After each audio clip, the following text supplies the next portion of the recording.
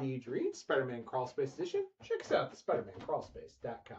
Well, everyone, of course, I'm here to review issue 998, better known as issue 34, in the current Amazing Spider-Man as we get closer to the issue 1000, which is hard to believe, about 5 weeks away. Can you believe it?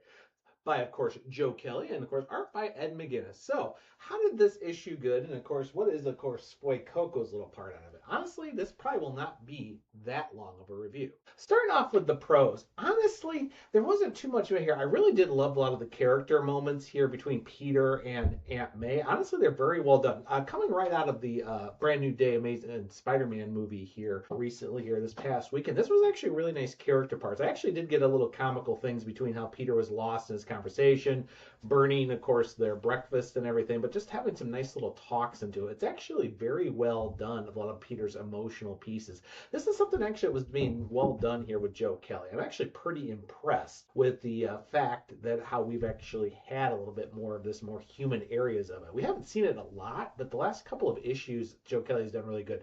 I also can't say much. The artwork is actually very, very good. I really do love, of course, the fight scenes between Electro, even some pieces of doing some of the science explanation about how, you know, Peter actually turns Electro's powers against each other, and even working some things, of course, with Agent Griffin here with damage control. It's very enjoyable issue here, but after that, that's kind of where it is.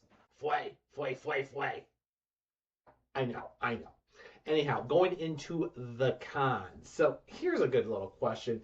This issue, honestly, isn't much E2. They get the origin of the Cormac's family here, about how they were just basically company, you know, basically business built themselves on textiles, backbreak labor. And then, of course, apparently Cormac's mom was a younger woman who was a gold digger that married him. And then he decided to go backpacking at 18 and somehow decided to come back and just turn the company around. It's like, it's very cliche. Even more too here is basically we have, you know, Robbie here. Of course, he explains besides this to Spider-Man, but also the fact they're going back and forth, and then him, of course, Spider-Man saying, yeah, he's actually Peter Parker's cousin. He's actually Aunt May's son and Ben Parker's son. They were switched after the Cormac, who they thought was actually who was him, to his parents died as a stillborn, and they got switched around and caused this. And Robbie's like, oh no, how's Peter feeling?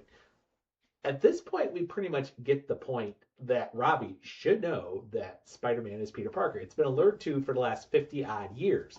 And still, he's actually going, huh? Also, like I said, besides the cliche, same thing with Electro. Damage control has been put too much in. I understand it. Between the Wonder Man streaming series and recently here with the new Spider-Man movie, I understand damage control is a little apart here. But this isn't anything new. He was working with them the last couple of years, working on the other parts on this and the issues. I feel like Joe Kelly is trying to just put this out here because he was told to. It doesn't have any place in it. And honestly, Electro, despite everything with the story, I'm not even going to get in him becoming like still a bank robber and killing innocent people and he wants to live. You could have inserted any Spider-Man villain, classic rogue or B-list or C-list, and this issue would have still worked. You could have thrown Overdrive in here. You could have done Speed Demon, and this would have been almost the exact same story. There's not really much in here. Even more too is, of course, what is the point of still the space character? Symbie chews shoes. Ray is doing space yoga. Glitch, love or hate him, and I like Glitch, is basically just stating the facts about some of these storylines are ridiculous. They have no point to this. It feels like Joe Kelly wants to get his characters in here, and there's not a lot about to really put in here. I mean, when you think about it, this issue, as they say, and I'll throw this out to, of course, my fellow crawl space reviewers here, could have been an email. The issue is not bad. It has its good part. It has strong art, but there's not much to the story just to explain what is the origin of Cormac's family. Of course, us basically setting up two things, especially, he just went backpack at 18 and came back and took over the business and gave everybody good salary, better health care, and so forth. And now he delivers flowers all the time to his mom. I'm seeing more and more that it seems like Cormac went to Europe and maybe the real Cormac didn't come back. But then people say, what about DNA? What about this and everything else too? It's starting to look, especially given his parents, that possibly the fact is if he is really May and Ben Parker's long lost son, they might have paid to have him switch, which has been talked about a couple issues ago. it's not much going into it. Honestly, outside the strong science and character beats with Peter and May, this issue really doesn't have much going for it except for the artwork. And honestly, it's a quick read with just to remind us, oh, remember the space characters? They're still here. Don't care. I am going to give this issue a B. I mean, Foy said it himself too. He feels like himself too. He could have read this with any other bad guy, and honestly, you flew through it in less than a couple minutes just to get the science explanations.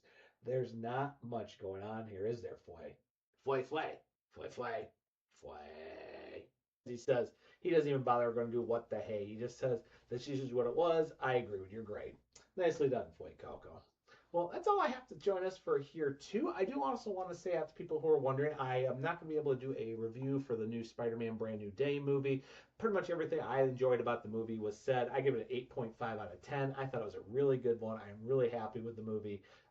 In all its success, and really my family enjoyed it. That's all I'm going to say about it. Had its strengths, had its weaknesses, but I don't really have to go into much review. So that's all I'm going to say on that one too. So on that note, guys, if you want to see some more, please check us out, the SpidermanCrawlspace.com. Definitely leave us a message on this video, like, subscribe, and share. Also hit that notification bell if you want to know more, and of course check us out on our Discord and our social media.